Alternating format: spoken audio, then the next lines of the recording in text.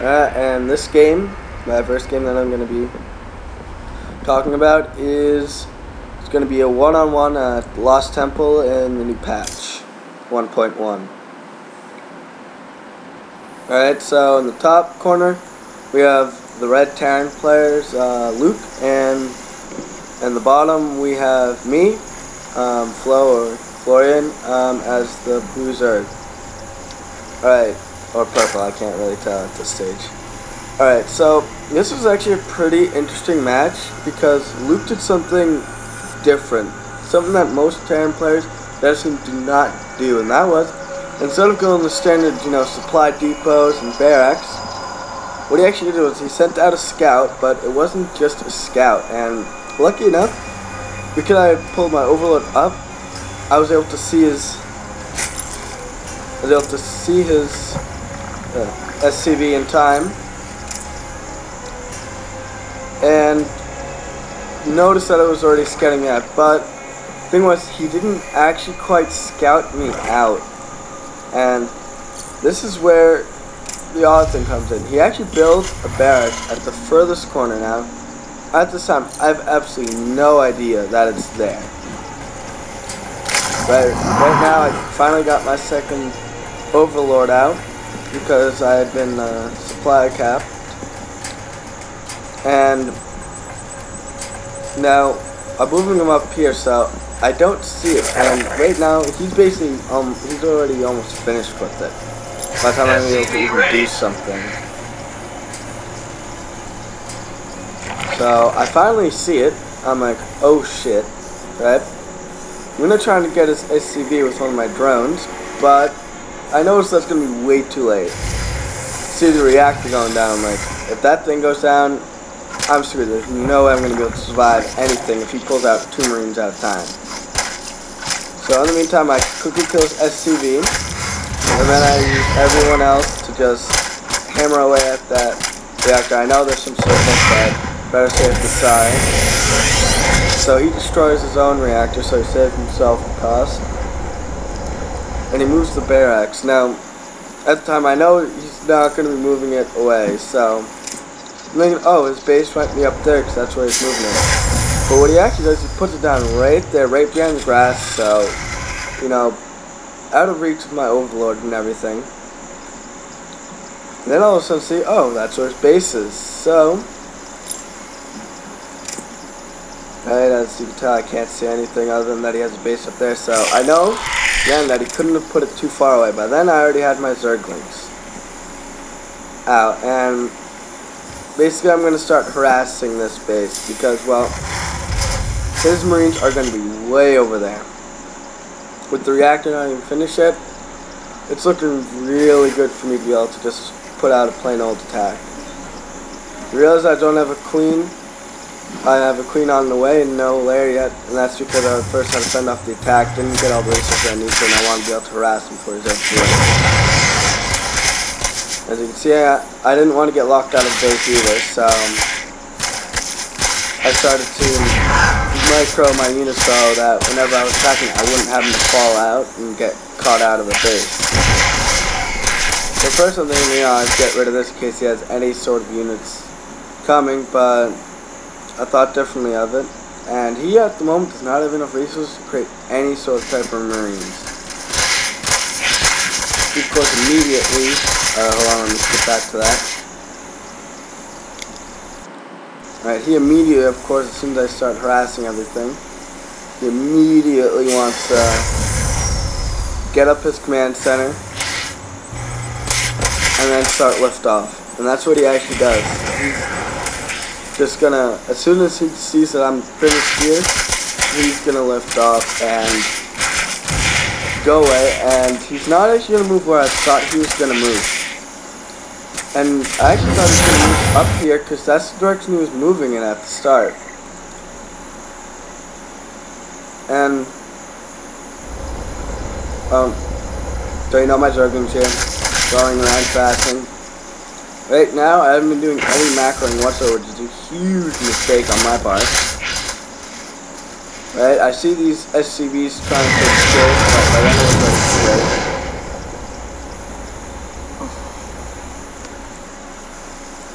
Here I'm starting to micro my queen here a little bit, getting her ready. So knowing that I kind of missed my opportunity to do some real damage after leaving my things like that, I started to just destroy the rest of this base, and I actually keep my overlord here in case he doesn't try and return. Now, as you saw, he went up here, but then all of a sudden went down, and that was really smart because later on when I got my Zerglings, I actually sent them up here to scout, around here to scout to make sure that they don't do anything. Now, right now, my Zerglings can't really do all too much. And I really don't see anything that would be of use to me.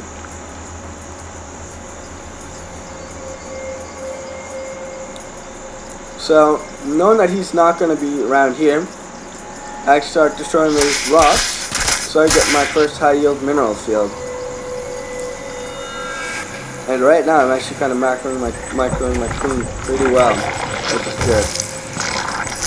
What you want to do is keep your queen at the lowest amount of energy level possible, because once you're energy capped, kind of showing that you're not using them as well as you could. So at this time I've got my metabolic boost, and I've also got a baneling's nest,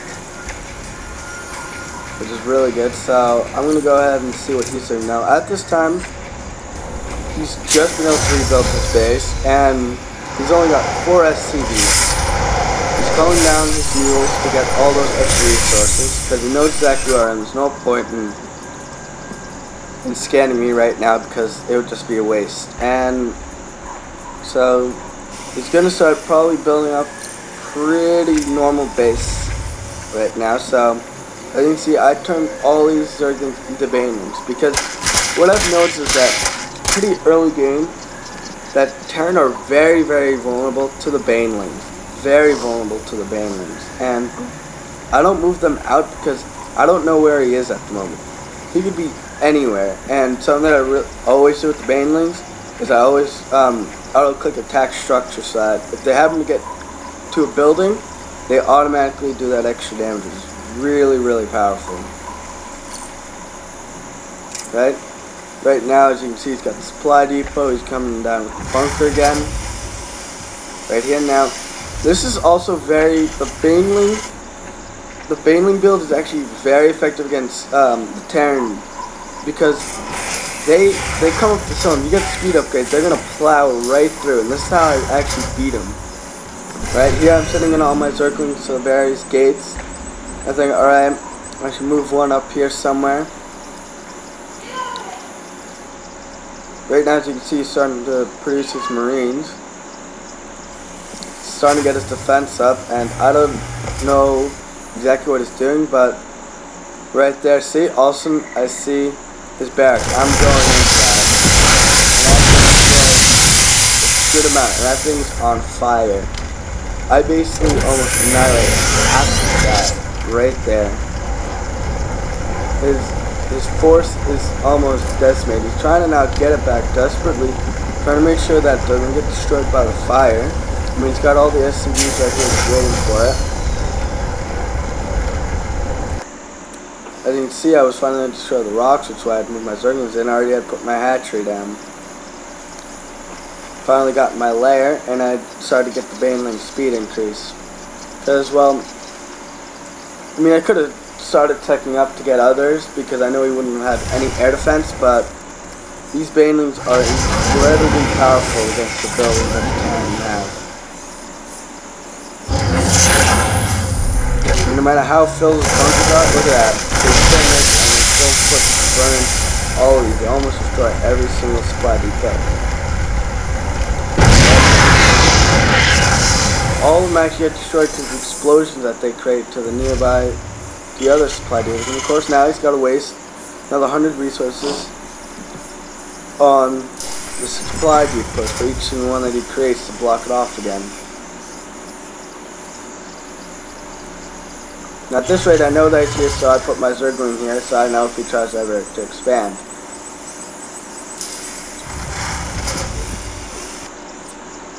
Again, coming with 6 Zerglings that are going to turn all into banelings. Now, keep my queen really active here, and I I think yep, I created a pure Zergling force right here, which is really nice. 20 to be exact, and you can see that I've got Banelings on the way. He's got 2 Marines coming, but it's already way too late. I mean, the build that he tried in the barracks real early was really good, but I was able to destroy the reactor before he was able to do anything like that. Now with the speed increase, they can move even faster, and they're going to fly right. It actually caused a little bit of damage to this bunker right here. Now, it's not exactly enough, and he's getting the engineering bay, or I believe it's the upgrades to the Marines so they can do more damage. But look at this, I have just all these, and as of the moment, as you can see, I'm kind of low on gas, so I'm trying to get my gas back up, and not exactly doing well with that. You know, I just got my drones right here that are hatching. A little bit slow on that, but you know, I'm trying to make sure that he doesn't get too much of a force up over here. There's the supply depot. He hasn't even tried to rebuild those supply depots because they just get annihilated every single time I get a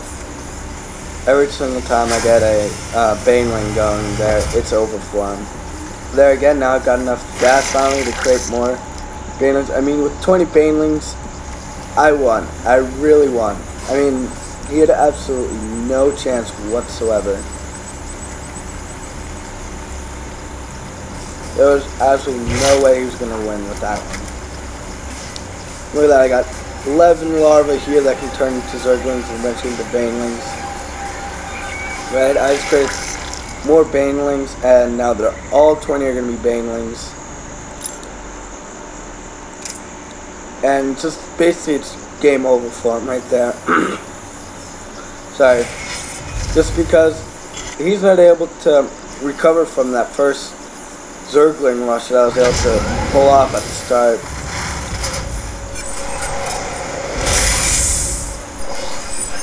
So this is going to be a real big issue for him, and he could have avoided that early on by, in general, just trying to keep it all under control and pulling the barracks back into the base.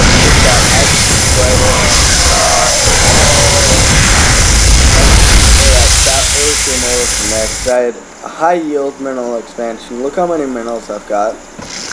Okay, I've got so many larvae. I've got 2 queens. I've got so many more Zerglings. And he says, "Good job, you know, good game." He's not going to be able to get through. So he only has 400 or 500 minerals, 300 gas. I've got 2,000 minerals and like 200 gas. And it's about game. I mean, look how many Zerglings I've got coming. My bad. Now I've got 22 Zerglings underway, and those would have just plowed right through. And he really left the game because there was nothing he could do. I mean, no matter what he tried to do, I'd just be able to just keep on rolling in with either Zerglings and a couple of Banelings, and it would just destroy him. Alright, well, that was my first cast, and I hope you liked it.